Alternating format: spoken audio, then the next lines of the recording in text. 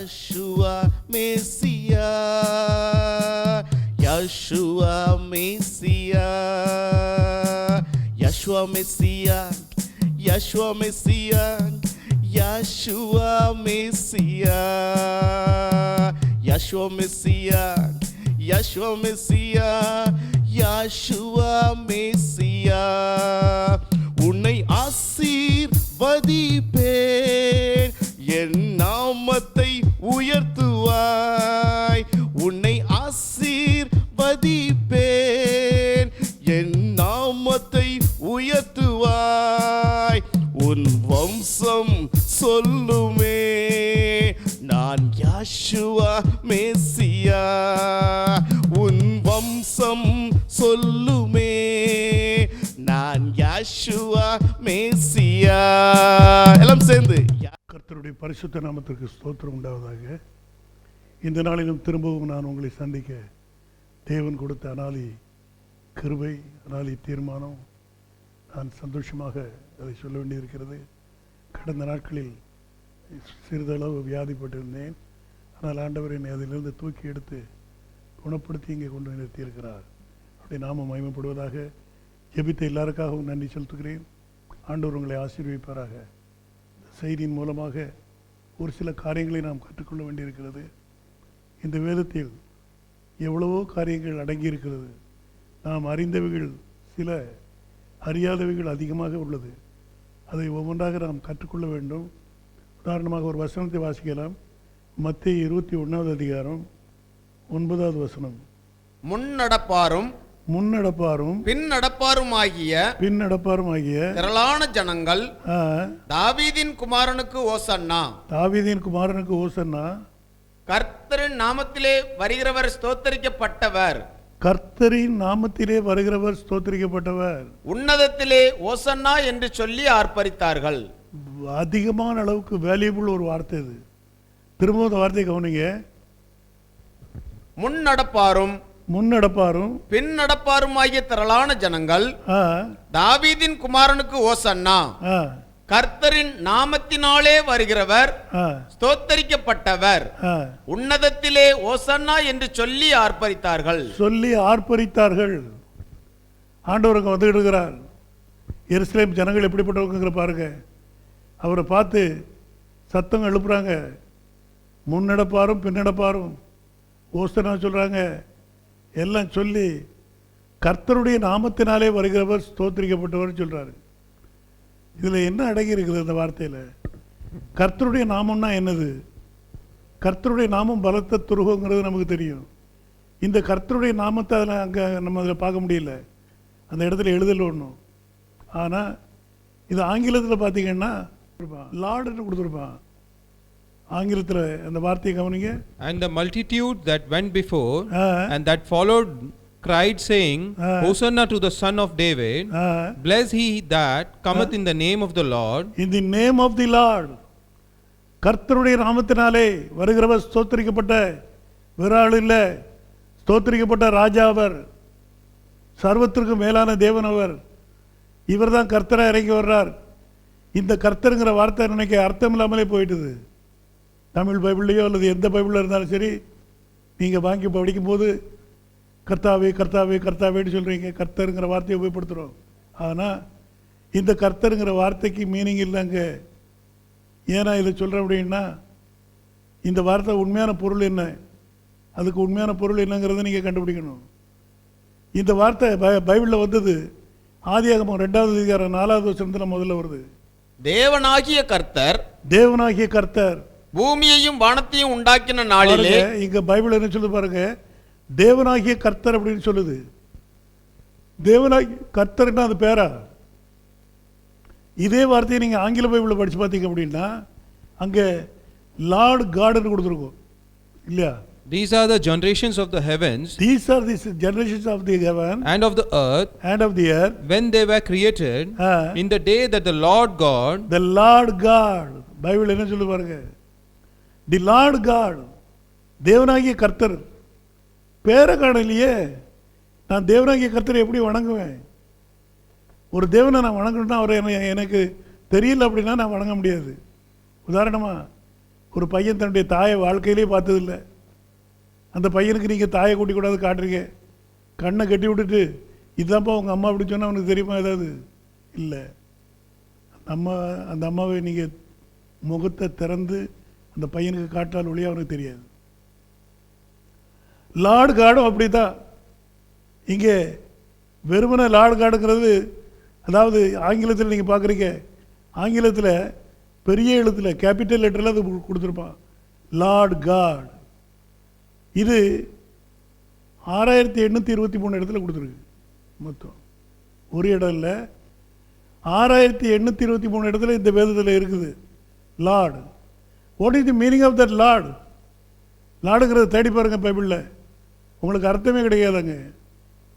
Latin மொழியில் அதை பார்த்தீங்கன்னா வித்தியாசமான அர்த்தத்தை கொடுக்குது. அது அந்த மொழியை நம்ம படிக்க முடியாது.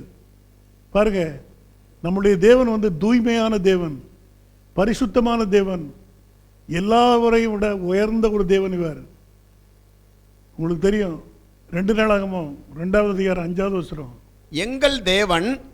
எங்கள் தேவன் எல்லா தேவர்களை பார்க்கிலும் பெரியவர், ஆகையால் நான் கட்டப்போகிற ஆலயம் பெரிதாய் இருக்கும். ஒரு ராஜா சொல்றான் பாருங்க, பெரிய ஞானியவன், அவன் சொல்றான் ஒரு வார்த்தை, எங்கள் தேவன் எல்லா தேவர்களோட பெரியவரா. அப்போ எப்படிப்பட்ட தேவன் அவன் வணங்கிட்டு இருக்கிறான்? இன்னைக்கு நீங்களும் நானும் வணங்குற தேவன் அதே தேவன் தான். அவர் எப்படிப்பட்ட தேவன்? எல்லா தேவர்களோட பெரியவர். இந்த தேவனை நீங்கள் எப்படி வணங்குவீங்க? அவருக்கு நீங்கள் என்ன ஆலயத்தை கட்ட போகிறீங்க? அப்போது சாலமோன் ராஜா அவருக்கு ஆலயம் கட்டணும்னு விரும்பினான். ஆனால் ஆண்டவர் சொன்னார், நீங்கள் தான் அந்த ஆலயம். You are the temple of God. ஆண்டவர் கையினால் செய்யப்பட்ட ஆலயத்தில் வாசம் பண்ணணும்னு விரும்பலப்பா, அவர் உனக்குள்ளே இருக்கணும்னு விரும்புகிறார். நீ ஒரு ஆலயமாக மாறணும். இந்த நாட்களில் நமக்குள்ளே இருக்கிற அந்த ஆலயம், அந்த தேவாதி தேவன் பரிசுத்தமான ஒரு தேவன். அவரை நீ உனக்குள்ளே வச்சிருந்தியானா உன்னுடைய ஜீவியத்தில் பரிசுத்தத்தை காட்டணும். பாருங்கள், இந்த தேவன் வந்து எல்லா தேவர்களை விட பெரியவராக ஆகினால்தான் அவரை லார்டு அப்படின்ட்டு போட்டு வச்சிருக்கு.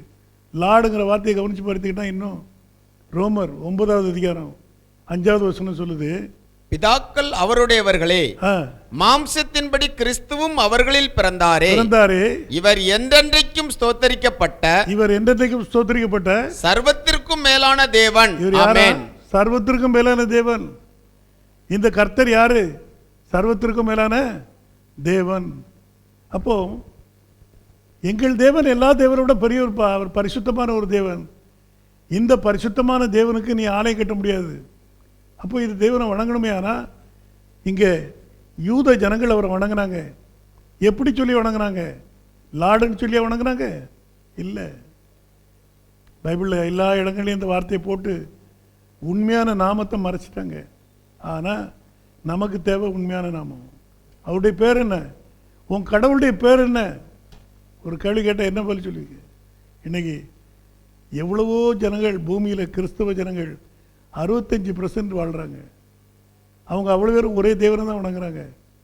அதாவது யாஷுவா மேசியாவை வணங்குறாங்க, ஆனால் பேர் தெரியாமல் வணங்குறாங்க. என்ன பேரில் நீங்கள் ஆராதிக்கிறீங்க? உங்களுடைய தேவன் யார்? இப்போ இங்கே வேதம் சொல்லுது, கர்த்தருடைய நாமத்தினாலே வருகிற ராஜா யாரா? ஸ்தோத்திரிக்கப்பட்டவர். இதைத்தானே அங்கே பவுல் சொன்னா. நீங்கள் படித்த ரோமர் 9:5 அதுதானே சொல்லுது. பிதாக்கள் அவருடையவர்களே, மாம்சத்தின்படி கிறிஸ்துவும் அவர்களில் பிறந்தாரே. கிறிஸ்து அப்படின்னா கர்த்தர், கிறிஸ்து அபிஷேகம் பெற்றவர், அவரும் அங்கதான் பிறந்தாரு. இவர் என்றென்றைக்கும் ஸ்தோத்தரிக்கப்பட்ட சர்வத்திற்கும் மேலான தேவன். ஆமென். என்றென்றும் ஸ்தோத்தரிக்கப்பட்ட சர்வத்திற்கும் மேலான தேவன். பட போறல்ல, ஸ்தோத்தரிக்கப்பட்ட. காலாகாலமா நீ ஸ்தோத்தரிச்சுட்டு இருந்தேப்பா, அந்த தேவன் இவர் தான். காலாகாலமா நீ வணங்குற தேவன் இவர் தான்.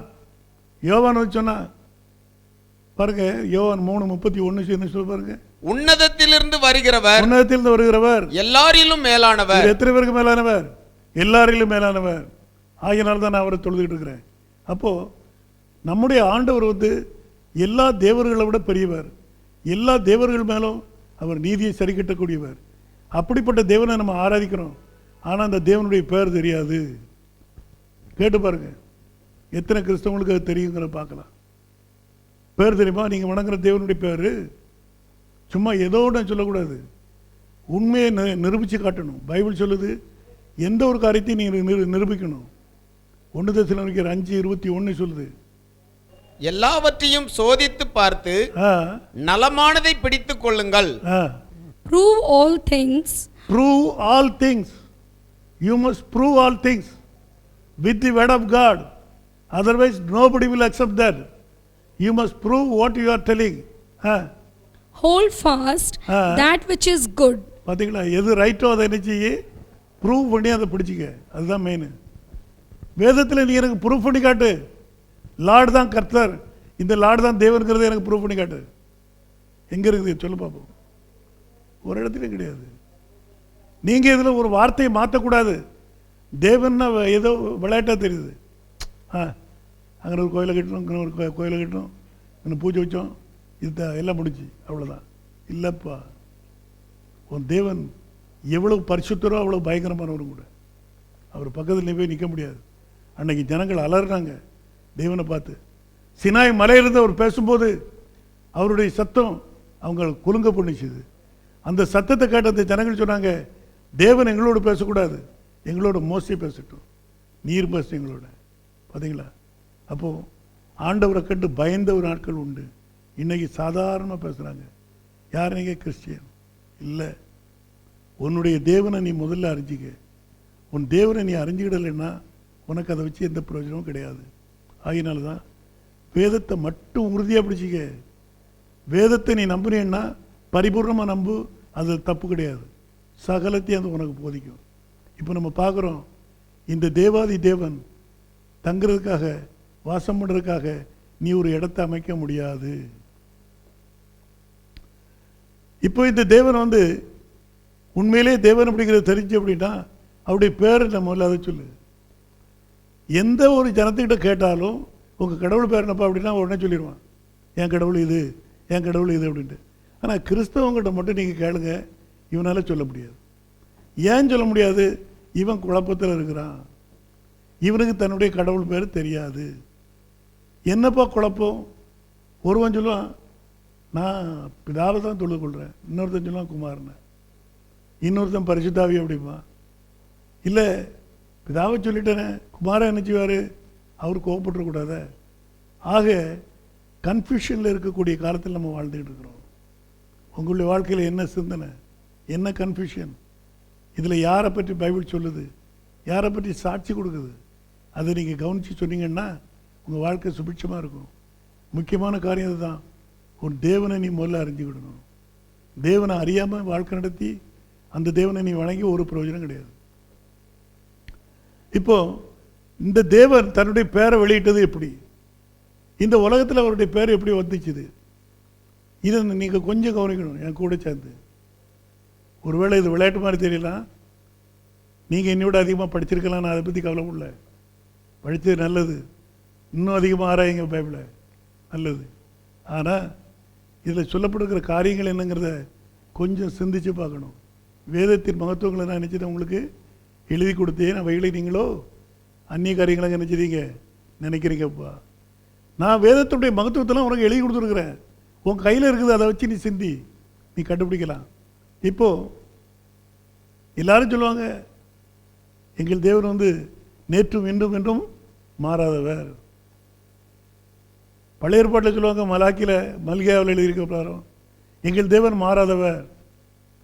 உண்மைதான்ப்பா, நானும் இல்லைன்னு சொல்லலை, மாறாதவர் தான். உன் தேவனுடைய பேர் என்னது? பேர் மாறுமாப்போ? உன் தேவனுடைய பேர் என்ன? இன்னைக்கு அவருடைய பேரை கேட்டால் பல பேர்களை சொல்கிறாங்க. இந்த பேர் உண்மைதானா பாருங்க.